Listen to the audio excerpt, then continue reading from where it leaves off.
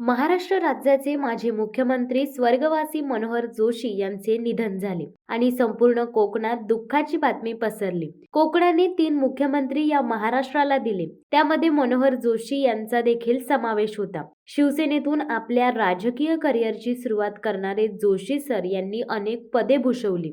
बाळासाहेब ठाकरे यांचे ते जवळचे निकटवर्तीय मानले जायचे। त्यांचे मूळ गाव असणाऱ्या माणगाव तालुक्यातील नांदवी गावात काय परिस्थिती आहे, त्यांचे जवळचे मित्र फैसल पोपरे यांच्याशी या संदर्भात संवाद साधलाय आमचे प्रतिनिधी गणेश म्हाप्रळकर यांनी। सर, काय सांगाल एकंदरीत की आज आपल्या महाराष्ट्र राज्याचे माजी मुख्यमंत्री आणि लोकसभेचे माजी अध्यक्ष श्री मनोहर जोशी सर यांचं नुकतंच आज सकाळी आकस्मिक निधन झालं आणि संपूर्ण महाराष्ट्रभर त्यांचा हा मूळ गाव जो असणारा नांदवी गाव ह्या सगळ्या गावांवर शोककळा पसरली।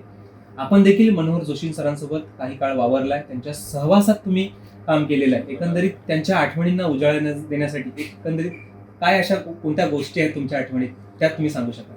सर्वात प्रथम तर आज आमच्यावरती सगळ्यांच्यावरती दुःख आलेलं आहे, कारण आमच्या गावाचे सुपुत्र श्री मनोहर जोशी सर आज राज्याचे माजी मुख्यमंत्री, लोकसभा अध्यक्ष यांचं निधन झालं आणि आज जे पण आज आमच्या गावामध्ये त्यांचं एक नाव होतं आणि मोठी व्यक्ती होती। तर काय आता सांगू आम्ही त्यांच्याविषयी, म्हणजे बोलू तेवढं कमी आहे त्यांच्यासाठी। आज खूप म्हणजे एक चांगली व्यक्ती आमच्या गावाला गेलेली आहे, चांगली व्यक्ती आमच्या गावातून गेलेली आहे। तर त्याच्यामुळे आम्हाला तर फार दुःख आहेच। आणि आज सगळ्यांना नांदवीला आल्यानंतर आमच्या पोपेरे फॅमिलीला किंवा कुठल्या समाजाला असं कधी त्यांनी डावललेला नाही आहे। आले का बोलून घेणार, सगळ्यांना बोलवणार, बसणार, बोलणार। तर त्यांचा एक विषय वेगळा होता आणि आमची पोपेरे फॅमिलीमध्ये तर खूप जवळचे संबंध होते त्यांचे। आज नांदवीतला मुख्यमंत्री झाला म्हणजे आम्हाला फार अभिमान होता त्याचा। आणि तसेच आमच्या लागूनच अंतुरे साहेब पण होते, म्हणजे आपल्या बाजूबाजूला असणारे हे 2 मुख्यमंत्री महाराष्ट्राला लाभले होते। असं आहे सगळं होता। एकंदरीत आपल्या गावचा माणूस राज्याची धुरा सांभाळतोय हे देखील गावकऱ्यांसाठी एक मोठी अभिमानाची बाब होती आणि आज तेच गावकऱ्यांनी उघड्या डोळ्यांना आज मनोहर जोशींना काम करताना बघितलंय। आज मुख्यमंत्रीपद असलं तरी अनेक त्यांनी पदं भूषवली, जसं की लोकसभा अध्यक्ष असतील, नगरसेवक असेल, महापौर असेल, अशा अनेक पदं त्या सामान्य माणसांनी आज भूषवली। मला वाटतं त्यांचं एक बालपणीतलं शिक्षण याच गावात झाले, याच गावातून आज माणूस शिक्षण घेतलेला माणूस आज पूर्ण राज्याची धुरा सांभाळतोय आणि अशाच आठवणीत राहिलेले हे मनोहर जोशी सर आज आपल्यातनं निघून गेले।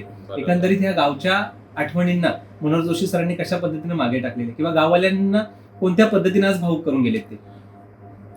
आता भावूक करून गेले म्हणजे काय बोलायला काय शब्दच नाहीत, म्हणजे असं आहे। आणि भरपूर काय त्यांनी गावासाठी केलं, लोकांसाठी केलं, म्हणजे पर्सनल वैयक्तिक लोकांनाही मदत भरपूर केलेली होती त्यांनी। आज आमच्या इथे शाळा, ITI नांदवीमध्ये माणगाव तालुक्यामध्ये 2 ITI आणले।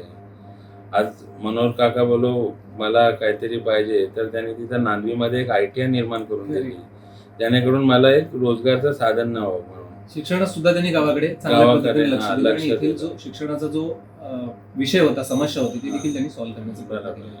मनोहर जोशी सरांनी मला वाटतं शिवसेनेमध्ये स्टार्ट टू एंड असं काम केलेलं आहे, अखंड शेवटपर्यंत ते शिवसेनेचे निष्ठावंत म्हणून आणि हीच गोष्ट त्यांची संपूर्ण महाराष्ट्राने बघितली आणि उद्धव साहेबांनाही ते माहित जाणून आहेत। आज तुम्ही राजकारणाचं बघताय कसा कोण कुठे चाललाय, काय कुठे चाललाय, पण ते आज निष्ठावान होते। ते आज बाळासाहेबांसोबत पूर्वीपासून होते, म्हणजे बाळासाहेबांचे खूप जवळचे एकदम। मातोश्रीची त्यांची नाळ सुरुवातीपासून ती लास्ट पर्यंत तशीच राहील आणि हेच संपूर्ण महाराष्ट्राने बघितलेलं आहे।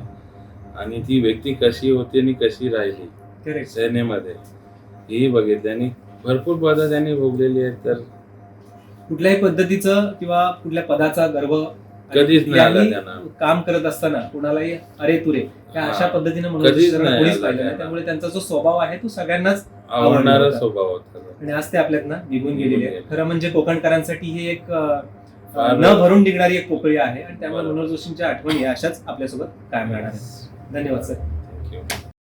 शिवसत्ता टाइम्ससाठी गणेश म्हाप्रळकर, म्हसळा। दे धडक बेधडक वृत्त देणाऱ्या आपल्या शिवसत्ता टाइम्स न्यूज चॅनलला लाल बटन दाबून सबस्क्राईब करा आणि बेल आयकॉनला क्लिक करायला विसरू नका.